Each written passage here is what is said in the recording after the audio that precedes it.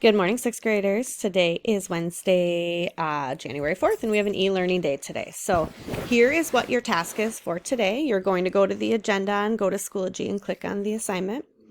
Then what you'll do is you are going to be doing research on some of the tools used by meteorologists to make weather predictions.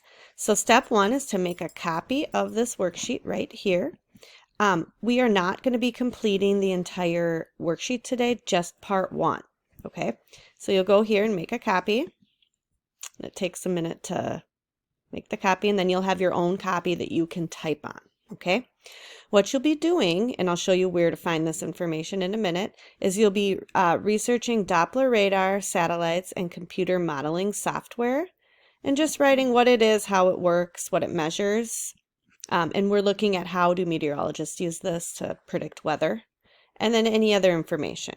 If you have other tools that you find out information about, you can include those in this section. You do not need to move on to part two. Leave this part blank. Okay?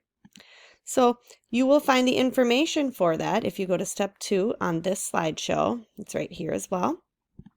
So just kind of read through this first slide, slide 2.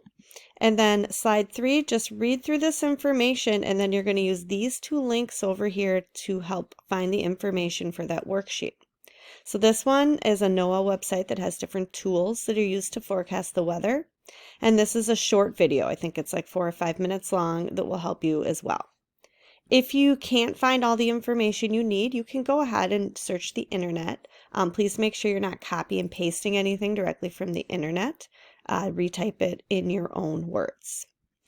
When you get finished with that, you don't need to turn this in to me today. Just have it finished. Make sure it's saved in your Google Drive where you can find it. And tomorrow I'll just have you pull it up and just check that it was completed. All right. You can email me anytime today if you have any questions. Have a great day.